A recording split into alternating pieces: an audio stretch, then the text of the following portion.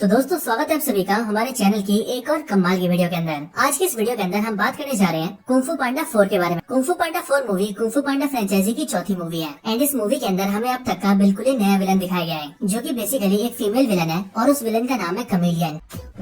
तो मूवी के स्टार्ट होते ही हम एक लोहे की खदान को देखते हैं, जिस लोहे की खदान के अंदर कई सारे भेड़ काम कर रहे होते हैं एंड वो इसके अंदर से लोहा निकाल रहे होते हैं। बट जब ये सभी यहाँ पर काम कर रहे होते हैं तभी अचानक से उनके पास टाइलंग आ जाता है, यानी कि वही टाइलंग जो कि कुंग फू पांडा 1 मूवी का मेन विलन था। टाइलंग को अपने सामने देखकर ये सारे भेड़ डर जाते हैं, बट टाइलंग उन सबसे कहता है कि वो लौट आया है एंड वो और भी ज्यादा पावरफुल बन चुका है और इसीलिए इस बार उसे ड्रैगन वॉरियर भी नहीं रोक पाएगा। एंड वो ये चाहता है कि वो सारे लोग इस बात को हर जगह फैला दें और ये बात शांति घाटी में भी बता दें कि टाइलंग वापस लौट आया है। इसके बाद सीन शिफ्ट होता है और हमें अगला सीन दिखाया जाता है शांति घाटी का। शांति घाटी के अंदर हम पोदा पांडा को देखते हैं, जो कि शांति घाटी का ड्रैगन वॉरियर है। यहाँ पर हम ये देखते हैं कि पोदा पांडा की वजह से पूरी शांति घाटी बहुत शांत है और सभी लोग बहुत खुश हैं और इस घाटी के सारे लोग पो से बहुत प्यार करते हैं। एंड इस टाइम पर घाटी के अंदर ड्रैगन वॉरियर यानी कि पोदा पांडा सभी का स्वागत कर रहा होता है और सभी को अपने ढाबे में बुला रहा होता है। एंड यहीं पर हम ये भी जानते हैं कि इस टाइम पर पो के दोनों डैड एक साथ रह रहे हैं। बट इसके बाद ही पो से मिलने के लिए मास्टर शिफू आते हैं और वो पो से कहते हैं कि उन्हें उससे बात करनी है। पो से बात करने के लिए मास्टर शिफू उसे जेड महल ले जाते हैं और जेड महल लाने के बाद मास्टर शिफू पो से कहते हैं कि वो जानते हैं कि पो शांति घाटी का ड्रैगन वॉरियर है, लेकिन अब उसके ड्रैगन वॉरियर बनने का समय खत्म हो चुका है और इसीलिए अब पो को किसी और को ड्रैगन वॉरियर चुनना होगा, जिसके बाद वो नया वॉरियर पो की जगह ड्रैगन वॉरियर बनेगा। और रही बात पो की, तो अब पो को ड्रैगन वॉरियर से भी ऊपर उठना होगा और उसे मेडिटेशन करके स्पिरिचुअलिटी में ध्यान लगाना होगा, यानी कि अब पो को वैसे ही बनना होगा जैसा कि मास्टर उगवे हुआ करते थे। लेकिन ये बात सुनकर पो घबरा जाता है और वो मास्टर शिफू से कहता है कि वो अभी भी ड्रैगन वॉरियर बने रहना चाहता है। लेकिन मास्टर शिफू पो को समझा देते हैं कि अब उसे इससे आगे बढ़ना ही होगा, क्योंकि मास्टर उगवे भी ऐसे ही चाहते थे एंड इसके लिए उन्होंने अपनी छड़ी को पो को दिया था, यानी कि ये हरे रंग की छड़ी जो कि पो को मिली थी कुंग फू पांडा 3 के अंदर। मास्टर शिफू की बात सुनकर पो मान जाता है एंड फिर इसीलिए मास्टर शिफू एक नए ड्रैगन वॉरियर को चुनने के लिए एक इवेंट रखते हैं और ये बिल्कुल वैसे इवेंट होता है जैसा इवेंट हम सभी ने कुंग फू पांडा 1 के अंदर देखा था। इस इवेंट के अंदर बहुत सारे वॉरियर शामिल होते हैं और वो सारे के सारे अपनी काबिलियत दिखाते हैं। यहीं पर हम ये भी जानते हैं कि इस टाइम पर फ्यूरियस 5 शांति घाटी के बाहर होते हैं और वो सभी अपने अपने मिशन को पूरा करने के लिए गए होते हैं, जिस वजह से वो सब इस इवेंट का हिस्सा नहीं बन पाते।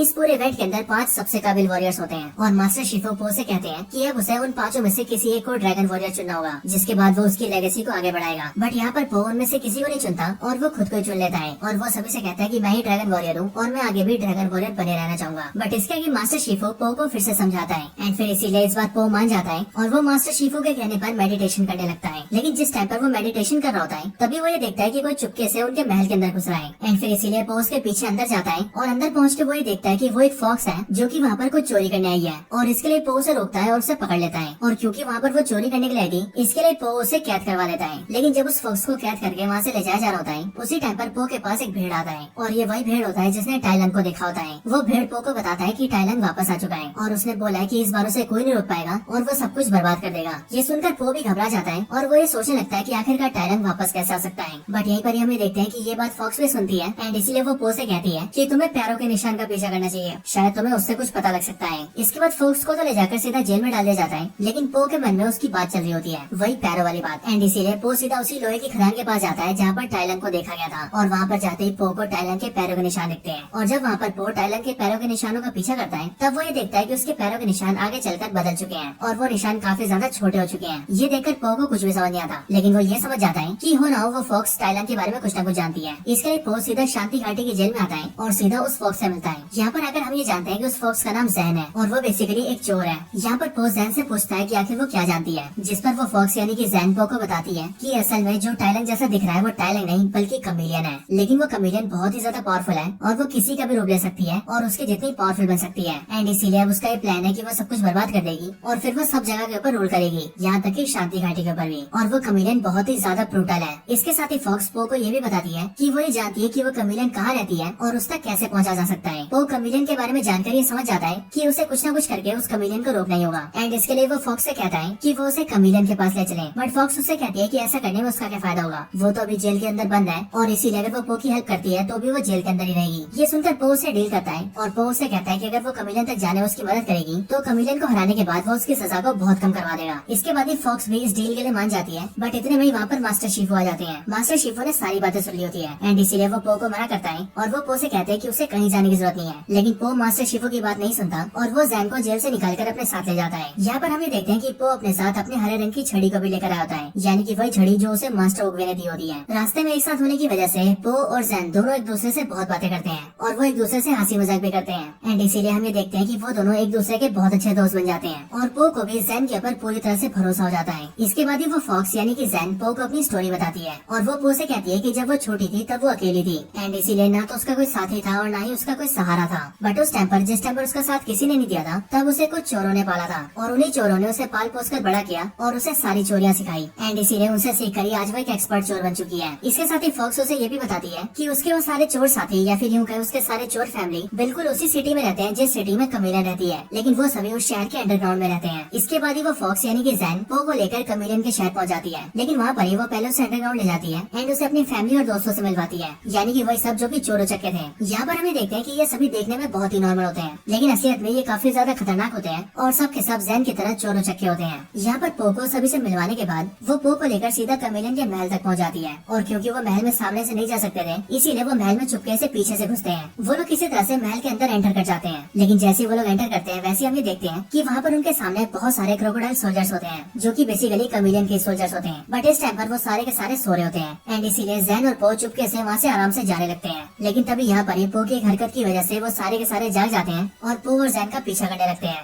लेकिन वो दोनों उनसे बचते बचाते आगे निकल जाते हैं और महल के अंदर वाले हिस्से में घुस जाते हैं। बट यहाँ पर भी उनके सामने कई सारे ट्रैप्स आते हैं, बट वो दोनों मिलकर उन सारे ट्रैप्स को पार कर लेते हैं और फिर वो दोनों महल के मेन एरिया में पहुंच जाते हैं। बट यहाँ पर आते हम ये देखते हैं कि जैन पीछे रुक जाती है और पांडा आगे आगे चलने लगता है, लेकिन जैसे पो द पांडा थोड़ा आगे चलता है वैसे उसके ऊपर एक बड़ा सा लोहे का पिंजरा गिरता है और पो उसके अंदर कैद हो जाता है। ये देखकर जैन पो की मदद करती है और उसके पिंजरे को उठाने की कोशिश करती है ताकि पो बाहर निकल सके। बट हम ये देखते हैं कि वो पिंजरा काफी भारी होता है, इस वजह से वो जैन से नहीं उठता। ये देखकर पो उसे अपनी छड़ी दे देता है और वो उसे कहता है कि वो इससे कोशिश करे, लेकिन जैसी जैन के हाथों में छड़ी आती है वैसे हम ये देखते हैं कि उसके बाद वो पो को वहाँ से निकालने के बजाय पीछे मुड़ जाती है और पीछे की तरफ पो से दूर जाने लगती है। और जब वो थोड़ा पीछे पहुँच जाती है तभी यहाँ पर एंट्री होती है कमीलियन की और कमीलियन के वहाँ पर आते ही वो पो की छड़ी को उसके हाथों में रख देती है। ये देखकर पो सबको समझ आता है और उसे समझ लग जाता है कि असल में वो जैन कमीलियन की आदमी थी, यानी कि उसने अब तक पो को धोखा दिया है। इसके बाद ही कमीलियन पो के सामने आती है और वो पो के ऊपर हंसते हुए उससे कहती है कि तुमने यकीन भी कैसे कर लिया कि ये फॉक्स तुम्हारी दोस्त बन जाएगी। ये असल में मेरी है, मैं इसकी मास्टर हूँ और मैंने इसे बचपन से पाल पोस कर बड़ा किया है और इसीलिए ये सिर्फ मेरे ऑर्डर्स मानती है। वो पो को बताती है कि जब ये फॉक्स बहुत छोटी थी तब ये बिल्कुल अकेली थी,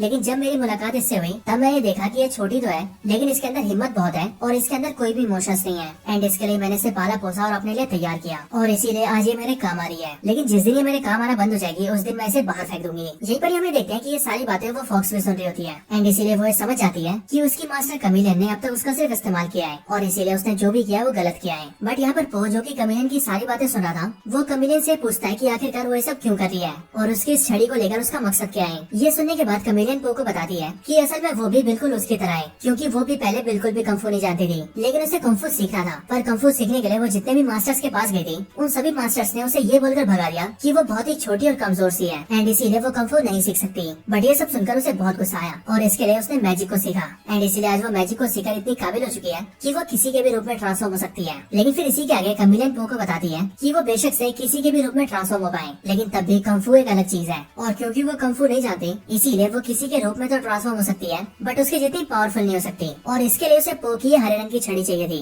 क्योंकि हरे रंग की छड़ी जो कि उसे मास्टर उगवे ने दी है वो कोई आम छड़ी नहीं है, बल्कि वो एक ऐसी पावरफुल छड़ी है जिसे अगर पो अपनी शक्तियों के साथ कंबाइन कर ले तो उसके बाद पो आत्माओं की दुनिया का रास्ता खोल सकता है। एंड कमीलियन का भी यही प्लान है कि वो आत्माओं की दुनिया का रास्ता खोलकर वहाँ के सारे मास्टर्स को बाहर बुलाए और उन सभी की पावर्स को गेन कर ले, जिसके बाद वो सबसे पावरफुल बन जाएगी। कमीलियन की इन सारी बातों को सुनकर पो को बहुत गुस्सा आता है एंड इसीलिए वो अपने पिंजरे को तोड़ने की कोशिश करता है, लेकिन पो के किसी भी अटैक से उसका पिंजरा नहीं टूटता। ये देखकर कमीलियन उसे बताती है कि इस पिंजरे को उसने अपने मैजिक से बनाया है, जिस वजह से वो उसके अटैक से नहीं टूटेगा। बट ये सुनने के बाद ही पो ये डिसाइड करता है कि वो पिंजरे को नहीं बल्कि अपनी नीचे की दीवार को तोड़ देगा एंड फिर इसके लिए पो अपने नीचे की दीवार को तोड़ देता है और फिर पो सीधा नीचे गिर जाता है। बट जैसे ही पो और अंदर गिरता है वैसे वो देखता है कि वहाँ पर कमीलियन के बहुत सारे सोल्जर्स होते हैं जो कि उस पर एक ही बार में अटैक कर देते हैं और फिर इसीलिए पो को उन सबसे लड़ना पड़ता है। लेकिन पो किसी तरह से उन सबसे लड़कर वहाँ से निकल जाता है और उन सभी को वहाँ पर कैद कर देता है। पो जैसे ही महल के बाहरी हिस्से में आता है वैसे हमें देखते हैं कि पो के पास फॉक्स आती है और उसके हाथों में पो की छड़ी भी होती है। वो फॉक्स पो से कहती है कि उससे गलती हो गई है और उसे उसकी छड़ी को कमीलियन को नहीं देना चाहिए था। ये सुनकर पो फॉक्स के हाथों से अपनी छड़ी लेने लगता है, लेकिन इतने में हमें देखते हैं कि उसके पीछे से असली फॉक्स आती है और वो पो से कहती है कि वो दूसरी वाली फॉक्स नहीं बल्कि कमीलियन है और पो को जल्दी से उससे दूर हो जाना चाहिए। लेकिन पो कुछ कर पाता कि उससे पहले हम ये देखते हैं कि वो कमीलियन कमिलियन जो कि फॉक्स बन चुकी थी वो जल्दी से अपने रूप में वापस आती है और वो पो को टच कर लेती है। और जैसी वो पो को टच करती है वैसे उसके हाथ में लाइट चमकती है और उसकी आंखें भी ग्लो करने लगती है। एंड इस तरह से वो पो की ड्रैगन वॉरियर की पावर्स को हासिल कर लेती है, क्योंकि इन्हीं पावर्स को छड़ी में मिलाने के बाद वो आत्माओं की दुनिया का दरवाजा खोल सकती थी। पो की इस पावर को हासिल करने के बाद ही वो कमिलियन पो को सीधा उठाती है और उसे नीचे फेंक देती है। और क्योंकि उसका महल काफी ऊंचाई पर होता है इसीलिए पो वहाँ से सीधा नीचे गिरने लगता है। और फिर इसके बाद ही कमिलियन अपने महल के अंदर वापस आ जाती है। इधर पो जैसे नीचे गिर रहा होता है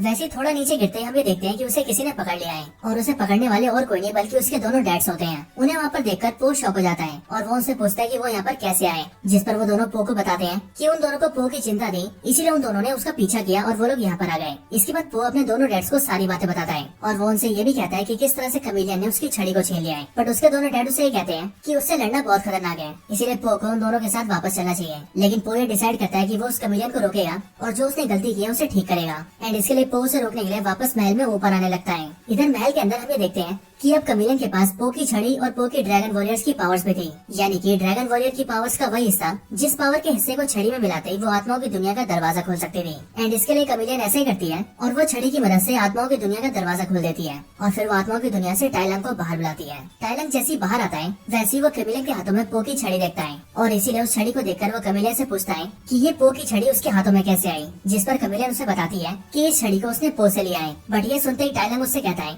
कि वो जानता है कि पो एक नंबर का बेवकूफ है, बट वो इतना जरूर जानता है कि पो इतना भी बेवकूफ नहीं है कि वो मास्टर ओकवे की दी हुई छड़ी को इतने आराम से किसी और को दे देगा। बट ये सुनकर कमिलियन उसे जवाब देती है कि पो ने उसे दिया नहीं बल्कि उसने पो से छीन लिया है और इसीलिए वो यहाँ पर टाइलंग के साथ साथ सारे मास्टर्स की पावर्स को छीन लेगी। ये सुनकर टाइलंग उसके आदमी पर अटैक कर देता है और वही की झटके में सभी को लेटाने लगता है। पर इतने में हम ये देखते हैं कि कमिलियन छड़ी का इस्तेमाल टाइलंग के ऊपर कर लेती है और उसकी सारी पावर्स को खींचकर अपने अंदर समा लेती है, जिसके बाद ये टाइलंग बहुत ही कमजोर पड़ जाता है, जिसके लिए कमिलियन टाइलंग को एक पिंजरे में कैद करके उसे कोने में पटक देती है। और अब वो खुद टाइलंग जितनी पावरफुल बन चुकी थी। बट कमिलियन यहाँ पर रुकती नहीं है और वो आत्माओं की दुनिया से एक एक करके बाकी के सारे मास्टर्स को भी बाहर निकालने लगती है, जैसे कि master crocodile, master ox, master elephant, master rhino और इसी तरह से दूसरे मास्टर्स। एंड इन्हीं के साथ साथ वो लॉर्ड शेन और जनरल काइल को भी बाहर निकालती है और उन दोनों की पावर्स को भी छीनकर वो उन दोनों को भी पिंजरे में कैद कर देती है। और फिर इस तरह से कमिलियन आत्माओं की दुनिया में रहने वाले सारे मास्टर्स की पावर्स को हासिल कर लेती है और उन सभी को कमजोर करके अपने पास पिंजरे में कैद कर देती है। इधर दूसरी तरफ हम ये देखते हैं कि पो बिल्कुल कमिलियन के पास आ चुका था, लेकिन उसके अंदर आने से पहले वहाँ पर फॉक्स आ जाती है और वो पो से मिलकर उससे माफी मांगती है। पर पो उस पर भरोसा नहीं करता और वो वहाँ से जाने लगता है। लेकिन फॉक्स पो को ये भरोसा दिलाती है कि अब वो पूरी तरह से सुधर चुकी है और इसीलिए वो कमिलियन को हराने में पो का साथ देना चाहती है। इसके लिए पो मान जाता है और वो फॉक्स के साथ टीम अप कर लेता है। इसके बाद पो कमिलियन से मिलने के लिए अंदर जाता है और वो उसे बातों में उलझा कर रखता है और असल में ये पो का प्लान होता है, क्योंकि इतने में ही फॉक्स एक बड़े से लोहे से कमिलियन पर अटैक करती है, जिस वजह से कमिलियन उसके नीचे दब जाती है। बट ये देखकर कमिलियन को बहुत गुस्सा आता है और वो अपनी बॉडी को ट्रांसफॉर्म कर लेती है। और इस बार हम ये देखते हैं कि उसने जिस जिसकी पावर्स को हासिल किया था वो उन सबकी पावर्स को कंबाइन करके ट्रांसफॉर्म होती है, जिस वजह से उसकी बॉडी बहुत ही ज्यादा बड़ी हो जाती है और वो देखने में बहुत ही ज्यादा खतरनाक भी होती है। लेकिन पो और फॉक्स तब भी डरते नहीं है और वो उसका सामना करते हैं। लेकिन फिर इसके बाद ही कमिलियन बिल्कुल पो का रूप ले लेती है और वो एकदम पोदा पांडा जैसी हो जाती है। लेकिन इसके बाद भी पो उसका सामना करता है, बट इसी फाइट के दौरान कमिलियन पो को एक पिंजरे में कैद कर देती है। लेकिन फॉक्स अभी भी बाहर होती है और इसीलिए वो पो को निकालने की कोशिश करती है। लेकिन पो उसे कहता है कि वो अकेले भी कमिलियन से लड़ सकती है एंड इसके लिए पो उसे अपनी छड़ी देता है। इसके बाद पो की छड़ी को लेकर फॉक्स सीधा कमिलियन पर अटैक करती है और वो एक ही अटैक में कमिलियन को नीचे ढेर कर देती है। इधर पो भी अपने आप को पिंजरे से निकाल लेता है, बट ये देखकर फॉक्स उससे कहती है कि जब वो खुद को पिंजरे से निकाल सकता था तो उसने अपनी छड़ी मुझे क्यों दी और मुझे लड़ने की भेजा। जिस पर पो फॉक्स से कहता है कि वो जानता है कि फॉक्स काफी पावरफुल है और इसीलिए वो चाहता था कि वो खुद पर भरोसा करे और अपनी ताकत को पहचाने। और अब फॉक्स ने अपने आप पर भरोसा करना सीख लिया है। इधर इतने में हमें देखते हैं कि कमिलियन चुपके से उन पर अटैक करने आती है, लेकिन असल में पो पहले से तैयार होता है, इसीलिए वो अपनी छड़ी को घुमाता है और पूरी ताकत से कमिलियन पर अटैक करता है। इसके बाद कमिलियन नीचे ढेर हो जाती है और वो उसके अंदर से सारी पावर्स को छड़ी में डाल देता है एंड फिर इसके बाद ही वो अपनी छड़ी को पटकता है, जिसके बाद ही उसकी छड़ी से सभी की पावर्स बाहर निकलती है और सभी मास्टर्स को अपनी पावर्स वापस मिल जाती है। जिसके बाद सारे मास्टर्स के साथ साथ टाइलंग, लॉर्ड शेन और जनरल काई भी पहले जैसे हो जाते हैं और इधर कमिलियन बिल्कुल पहले जैसी कमजोर हो जाती है। इसके बाद ही वो सभी लोग पो के सामने आते हैं और फिर उनमें से टाइलंग पो से कहता है कि उसे लगता था कि पो ड्रैगन वॉरियर बनने के लायक नहीं है, लेकिन आज वो ये जान चुका है कि मास्टर ओकवे का फैसला बिल्कुल सही था और उन्होंने पो को ड्रैगन वॉरियर चुनकर बिल्कुल सही किया था। एंड फिर ये बोलने के बाद वो सारे के सारे इवन सारे के सारे मास्टर्स भी ड्रैगन वॉरियर पो के सामने सर झुकाते हैं। इसके बाद ही वो सभी कहते हैं कि उन्हें अपनी आत्माओं की दुनिया में वापस जाना होगा एंड फिर उनके लिए पो अपनी छड़ी से उनके लिए दरवाजा खोल देता है, जिसके बाद ही वो सभी अंदर चले जाते हैं। आखिर में हमें देखते हैं कि टाइलन कम्बिलन को पकड़ लेता है और वो उसकी गर्दन को अपने हाथों से दबाकर उसे भी अपने साथ अंदर ले जाता है। एंड जाते जाते पो से कहता है कि ये भी हमारे साथ जाएगी। इसके बाद सब कुछ ठीक हो जाता है और पो भी अपने दोनों डैड्स और फॉक्स के साथ मिलकर अपनी घाटी में वापस आ जाता है। यहाँ पर आने के बाद पो मास्टर शिफू से कहता है कि अब उसने नए ड्रैगन वॉरियर को चुन लिया है और वो नया ड्रैगन वॉरियर और कोई नहीं बल्कि ये फॉक्स है। ये देखकर मास्टर शिफू को काफी अजीब लगता है, बट वो पो से कहते हैं कि नया ड्रैगन वॉरियर कौन बनेगा इस बात का फैसला पो ही करेगा और इसीलिए उसने जिसको भी चुना है वो बिल्कुल सही होगा। एंड फिर ऐसे करके मास्टर शिफू भी नए वाले ड्रैगन वॉरियर को मंजूरी दे देते हैं। इसके बाद ही मूवी की एंडिंग आ जाती है, जहाँ पर हम ये देखते हैं कि जाबाज 5 भी वापस आ चुके हैं और इसीलिए पो अपने दोस्त फॉक्स को जाबाज 5 से मिलवाता है और फिर वो सारे के सारे मिलकर फॉक्स की ट्रेनिंग करवाते हैं और उसे ड्रैगन वॉरियर बनने के लिए तैयार करते हैं। एंड फिर इसके साथ ही ये मूवी खत्म हो जाती है।